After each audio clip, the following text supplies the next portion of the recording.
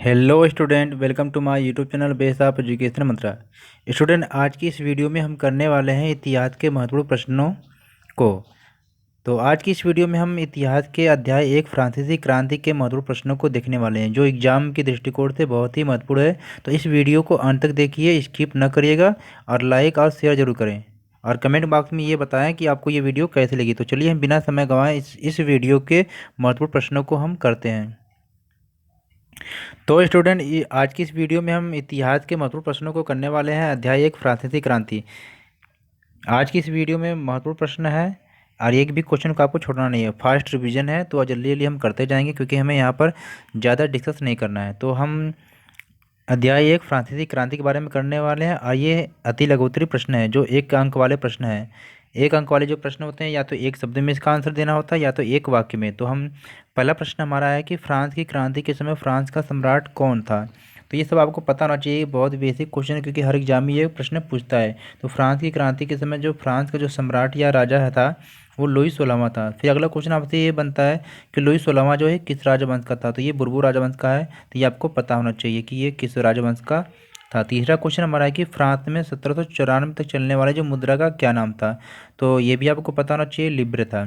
क्योंकि जो सारे जो क्वेश्चन इसमें जो आपको दिया गया है ये बहुत ही महत्वपूर्ण है, तो इसे आप क्या है एक दो बार वीडियो को देख लेंगे तो आपके सारे जो क्वेश्चन तैयार हो जाएंगे। नेपोलियन फ्रांस का सम्राट कब बना, तो ये बना था 1804 ईस्वी में। ये भी आपको पता होना चाहिए क्योंकि ये जो क्वेश्चन है ये हर एग्जाम में किसी न किसी रूप में आपसे पूछा जाता है। क्वेश्चन नंबर 5 हमारा है कि जैकोबिन क्लब का प्रमुख नेता कौन था। ये बहुत ही महत्वपूर्ण क्वेश्चन है, तो इसका जो राइट आंसर है मैक्सिमिलियन रोबेस्पियर। अगला क्वेश्चन हमारा है कि जो तृतीय एस्टेट से चर्च द्वारा वसूला जाने वाला कर कौन सा था। यानी कि जो तृतीय एस्टेट से चर्च जो कर वसूलता था उसका नाम क्या था। तो ये था टाइद। और साथ ही साथ नेक्स्ट क्वेश्चन भी बहुत ही महत्वपूर्ण है कि तृतीय एस्टेट से सरकार द्वारा वसूला जाने वाला जो टैक्स था इसका नाम था टाइल। तो इस दोनों को आप याद रखें, कभी आप में अगर इन दोनों को डिफरेंट पूछ दे तुलना करने के लिए कि टाइद और टाइल में अंतर करिए तो आप कर लें, क्योंकि आपको पता होना चाहिए कि जो तृतीय स्टेट से चर्च जो कर वसूलता था उसका नाम था टाइद और जो सरकार कर वसूलती थी इसका नाम था टाइल। तो इस बात का आप ध्यान रखें। नेक्स्ट क्वेश्चन हमारा है कि कौन से एस्टेट को सभी प्रकार के कर चुकाने होते थे। हाँ जी, यानी कि कौन सा ऐसा एस्टेट या वर्ग था जिसको क्या सभी प्रकार के टैक्स देना पड़ता था। तो ये आपका तृतीय एस्टेट था, क्योंकि ये जो क्वेश्चन है एग्जाम में पूछता है, तो इसे आप जरूर याद करें। अगला क्वेश्चन हमारा है कि फ्रांस की क्रांति कब हुई। हाँ जी, फ्रांस की क्रांति कब हुई, तो ये आपको पता होना चाहिए कि फ्रांस की क्रांति 14 जुलाई 1789 को हुई। नेक्स्ट क्वेश्चन हमारा है कि नेपोलियन को किस युद्ध में और कब हार का सामना करना पड़ा। तो आपको ये पता होना चाहिए कि वाटरलू के युद्ध में नेपोलियन को हार का सामना करना पड़ा, क्योंकि ये 1815 में लड़ा गया था। तो ये आपको दोनों पता होना चाहिए कब और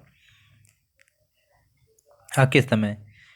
अगला क्वेश्चन हमारा है क्वेश्चन नंबर 11 कि 14 जुलाई 1789 को किस किले को तोड़कर राजनीतिक कैदियों को भीड़ ने क्या है रिहा करवा लिया था। तो ये भी क्वेश्चन क्या है बहुत ही महत्वपूर्ण है, तो इसे भी आप क्या है नोट करें और इसे छोड़ना नहीं है।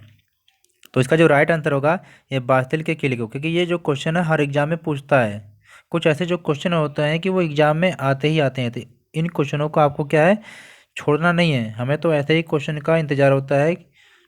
अगला क्वेश्चन क्या है कि कौन सा ऐसा दो एस्टेट था जिसको सभी प्रकार के कर्ज से मुक्त रखा गया था। यानी कि कौन से ऐसे दो वर्ग थे जिनको क्या विशेषाधिकार प्राप्त थे। तो इसका जो राइट आंसर है शुरू के प्रथम दो एस्टेट पादरी वर्ग और कुलीन वर्ग ये थे, इनको क्या सभी प्रकार के विशेषाधिकार दिए गए थे। तो ये भी क्वेश्चन बहुत ही महत्वपूर्ण है, तो इसे भी आप क्या है ध्यान रखें। चलते हैं अगले क्वेश्चन की तरफ। अगला क्वेश्चन हमारा है कि फ्रांस गणतंत्र कब बना। तो ये जो बना था 21 सितंबर 1792। तो इसे भी आप ध्यान रखें।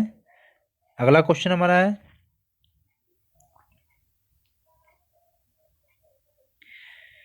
कि फ्रांसीसी उपनिवेश से दास प्रथा का उन्मूलन कब किया गया। यानी कि फ्रांसीसी उपनिवेश से दास प्रथा का उन्मूलन कब हुआ या किया गया था, तो ये आपको पता होना चाहिए कि 1848 ईस्वी में हुआ था। और नेक्स्ट क्वेश्चन है कि फ्रांस में महिलाओं को मतदान का अधिकार कब मिला, यानी कि फ्रांस में महिलाओं को वोट देने का अधिकार कब दिया गया था, तो ये भी आपको याद होना चाहिए कि 1946 ईस्वी में। अब हम चलते हैं 3 नंबर वाले क्वेश्चन को करने के लिए, यानी कि लघुत्तरी प्रश्न है।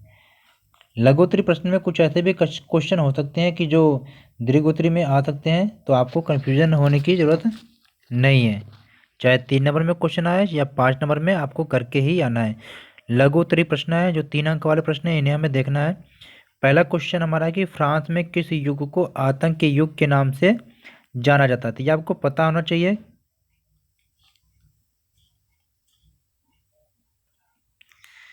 तो करते हैं इस क्वेश्चन का आंसर हम।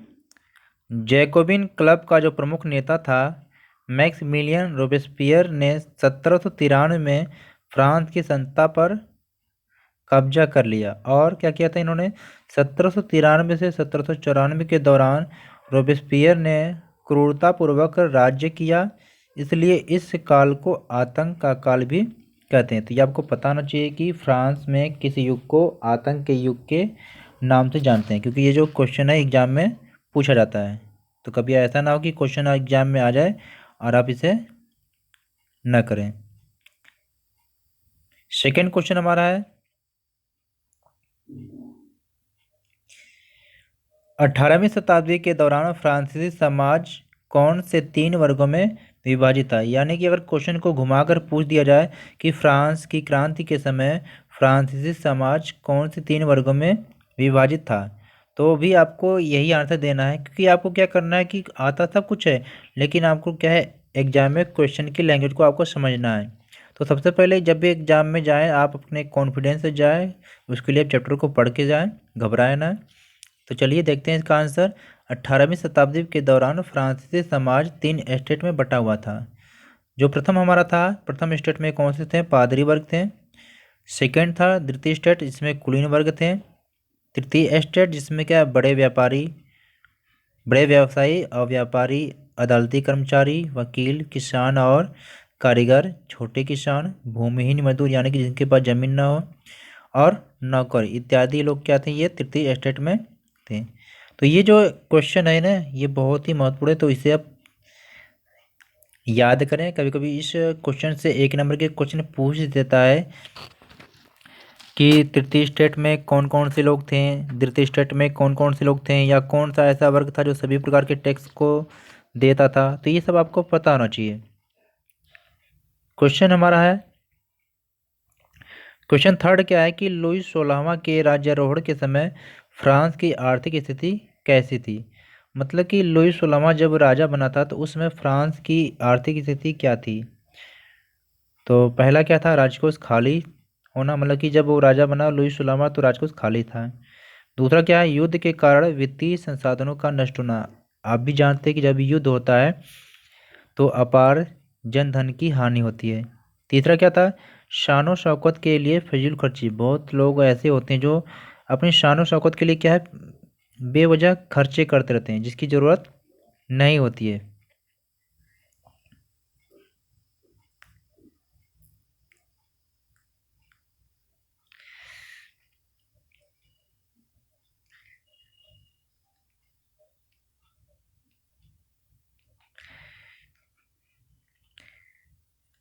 अगला है 10 अरब लिब्रे से अधिक का कर्ज, यानी कि जो फ्रांस पे क्या था, 10 अरब लिब्रे से अधिक का कर्ज था। लिब्रे जो है ये फ्रांस की मुद्रा थी, तो इसे भी आपको पता होना चाहिए। पांचवा हमारा क्या है, सरकार से कर्जदाताओं की ब्याज की मांग मांग, यानी सरकार जिससे कर्ज ली थी वो लोग क्या है, ब्याज की मांग करने लगे। तो ये समझ क्या था कि लुई 16वां के राज्यारोहण के समय जो फ्रांस की आर्थिक स्थिति थी उसके बारे में हमने पढ़ा। नेक्स्ट क्वेश्चन हमारा है, दुनिया के लिए फ्रांसीसी क्रांति कौन सी विरासत छोड़ गई, यानी कि फ्रांस की क्रांति के बाद या फ्रांसीसी क्रांति के दौरान दुनिया पे क्या छाप पड़ी, मतलब कि फ्रांस की क्रांति का दुनिया के दुनिया पर क्या छाप पड़ी। तो इसे आपको देखना है कि क्वेश्चन किसी भी तरीके से आए, आपको आंसर यही देना है। तो इसका जो पहला आंसर हमारा हो जाएगा, पहला पॉइंट होगा कि दुनिया के लिए फ्रांसीसी क्रांति निम्न विरासत छोड़ गई। तो इसमें हम देखते हैं पहले में स्वतंत्रता का विचार, मतलब कि जो फ्रांस की क्रांति है दुनिया के लिए स्वतंत्रता का विचार छोड़ गई। दूसरा क्या है, समानता का सिद्धांत। तीसरा बंधुत्व की भावना यानी भाईचारा। चौथा प्रजातांत्रिक विचार। और सामंतवाद का अंत, मतलब कि अब किसी भी देश में सामंतवाद पनप नहीं पाएगा, क्योंकि लोगों ने देख लिया कि फ्रांस में किस तरह से सामंतवाद का अंत हो गया। तो हम क्या है, दूसरों के गलतियों से ही सीखते हैं।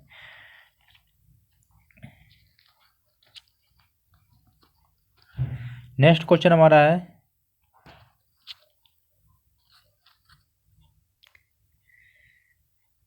फ्रांसीसी समाज की महिलाओं का जीवन कैसा था। मतलब कि फ्रांस में फ्रांसीसी समाज की महिलाओं का जीवन कैसा था। तो इसका राइट आंसर देखेंगे कि फ्रांसीसी समाज का या में महिलाओं का जो जीवन निम्न प्रकार था।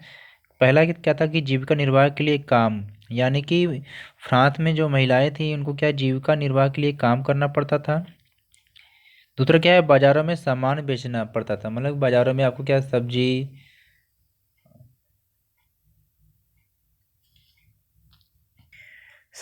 फल फूल इत्यादि बेचना पड़ता था।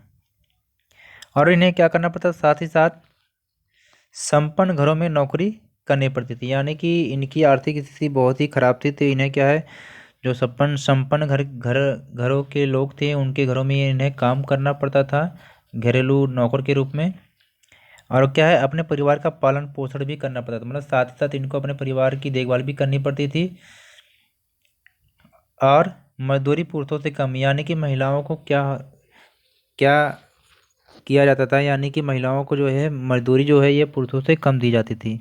भले ही महिला पुरुषों के समान ही काम करे, लेकिन इनको मजदूरी क्या है उनके बराबर नहीं दी जाती थी। अब हम करने वाले हैं दीर्घ उत्तरीय प्रश्न को, जो 5 अंक वाले प्रश्न है। और बहुत सारे जो ऐसे क्वेश्चन है जो 3 अंक वाले जो क्वेश्चन है, जैसे जो लघु उत्तरीय प्रश्न है, इनमें से भी आपके क्या है दीर्घ उत्तरीय क्वेश्चन आ सकते हैं। तो इसका भी आप ध्यान रखें। जो पहला प्रश्न हमारा क्या बनता है कि फ्रांसीसी क्रांति के कारण। तो सबसे पहले जो फ्रांस में फ्रांसीसी क्रांति के जो कारण थे, इसे आप ध्यान रखें। आपको जो क्वेश्चन है इस प्रकार से करना है कि एग्जाम में आएंगे तो आप कर लेंगे। जैसे ना आते हुए भी इस क्वेश्चन का आंसर लिख सकते हैं, जैसे सामाजिक कार्य, मतलब समाज से संबंधित जो है कार्य वो आपको लिखना है। राजनीतिक कार्य, जो शासन व्यवस्था से संबंधित है कार्य, उसको आपको लिखना है। आर्थिक कार्य है, उससे संबंधित जो कार्य है वो आपको लिखना है। तो चलिए एक करके देखते हैं। तो फ्रांस की क्रांति के समय सामाजिक कार्य में हम देखते हैं कि समाज का जो वर्ग है, ये कई वर्गों में बटा था, मतलब समाज जो था ये कई वर्गों में यानी कि कई स्टेटों में बटा था, वो बटा हुआ था। प्रथम स्टेट, द्वितीय स्टेट और तृतीय स्टेट। तो इसे आप जानते ही हैं। और दूसरा पॉइंट इसमें क्या है कि सामाजिक विभेद, मतलब समाज में बहुत प्रकार के विभेद थे। सामंत था, राजा और चर्च, तीनों क्या है स्टेट का जो क्या है ये शोषण करते थे। तो इस बात का भी आप ध्यान रखें। तीसरा क्या, मध्यम वर्ग का उदय, मतलब इसमें क्या मध्यम वर्ग का भी उदय हुआ। अब इसका राजनीतिक कारण क्या है, अयोग्य शासन, मतलब अयोग्य शासन कर लीजिए या तो शासक कर लीजिए। तो यहाँ का जो शासन था ये क्या था, अयोग्य था। जैसे आपने देखा कि सम्राट लुई जो 16वां की जो नीतियाँ थी कुछ ऐसी थी कि जो जन विरोधी थी। और लुई 16वां ने अमेरिका के साथ ब्रिटेन के विरुद्ध क्या किया था, यह साझा युद्ध भी किया था, जो बहुत महंगा साबित हुआ। और साथ ही क्या है, किसानों को, कलाकारों को, शिल्पकारों को और महिलाओं के लिए जो क्या था, असेंबली में प्रवेश वर्जित कर दिया गया था, जिससे क्या आम लोगों में क्या है रोष फैल गया था। और आगे देखिए विशेषाधिकार। तीसरा जो किसानों, कलाकारों, शिल्पकारों और महिलाओं के लिए क्या है असेंबली में प्रवेश वर्जित था। अब फ्रांस की क्रांति के जो आर्थिक कारण क्या थे, जैसे इसमें दे रखा कि लगभग 12 अरब लिब्रे का जो कर्ज था, राजकोष खाली था और जीविका का क्या था संकट था।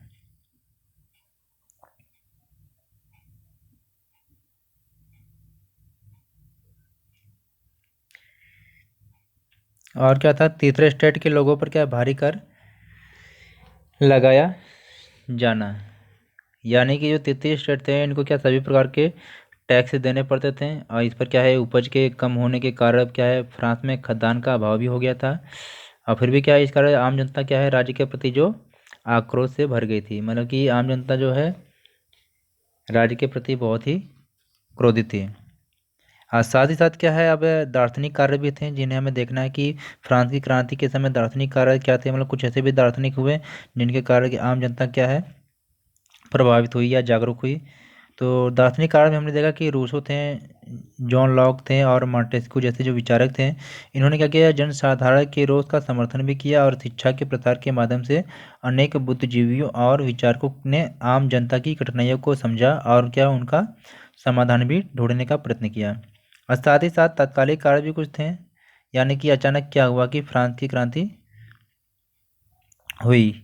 तो लुई सुलहमा का जो नया कर लगाने का जो प्रस्ताव था, जिससे क्या आम जनता बहुत ही क्रोधित हो गई, जैसे कि खाद्यान्नों की कीमत में क्या है वृद्धि हुई। जैसे कि हुआ क्या था कि खाद्यान्नों की कीमत में वृद्धि होने के कारण आम जनता जो है भूखी मरने लगी थी, और उन लोगों के पास क्या है खाने के लिए ब्रेड तक भी नहीं थे। और कुछ लोगों ने ये अफवाह फैला रखी थी कि जागीरों के जो मालिकों ने क्या है भाड़े पर लठैतों मतलब जो लठ मारने वाले या लुटेरों की गिरोह को क्या है बुला लिया है, जो कि क्या है पकी फसलों को नष्ट करने के लिए निकल पड़े हैं। तो इससे भी लोग क्या थे क्रोधित हो गए थे और लोगों का गुस्सा जो फूट गया था।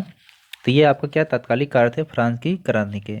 तो हम सेकेंड क्वेश्चन को देखते हैं जो बहुत ही महत्वपूर्ण है। सबसे पहले आपको याद रखना कि जो ये फ्रांस की क्रांति के जो कारण है ये किसी न किसी रूप में आ जाएगा। तो सबसे पहले फ्रांस की क्रांति के जो कारण है आपको पता होना चाहिए राजनीतिक कारण, जो राज्य से संबंधित शासन व्यवस्था से संबंधित है। सामाजिक कारण मतलब समाज में जो व्यवस्था है, समाज कितने वर्गों में बटा हुआ था, भेदभाव जो था, ये सब आपको पता होना चाहिए।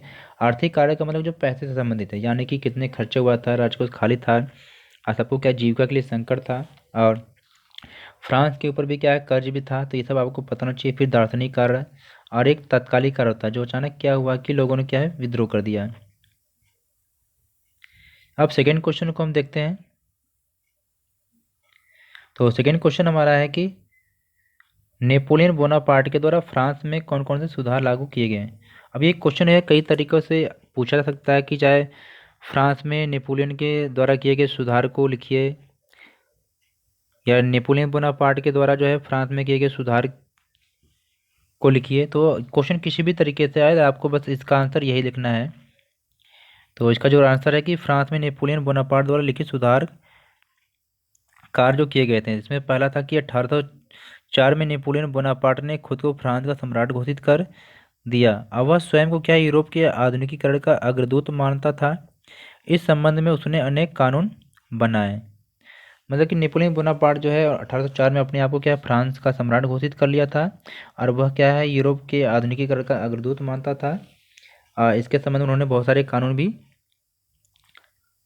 बनाए थे। तो सेकंड पॉइंट हमारा क्या है कि उसने निजी संपत्ति की सुरक्षा के लिए भी कानून बनाया था सबकी, और उसने दशमलव पद्धति पर आधारित क्या है नाप तोल की एक समान प्रणाली भी चलाई थी।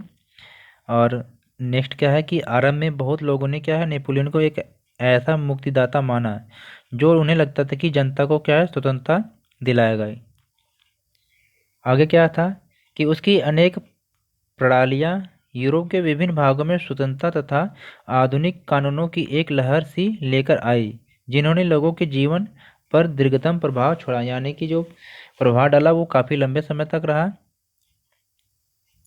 तो इस प्रकार से हमने देखा कि इस चैप्टर में जो आए हुए महत्वपूर्ण जो प्रश्न है हमने उसको कंप्लीट किया। आप ये मत सोचिए कि जो लॉन्ग क्वेश्चन है तो उसमें 2 ही क्वेश्चन कराया गया, जो बहुत सारे जो शॉर्ट क्वेश्चन थे उसमें भी क्या है आपके लॉन्ग क्वेश्चन मिल जाएगा, और बाकी जो और भी क्वेश्चन आएगा तो आप इस तरीके से आप बनाकर कर लेंगे।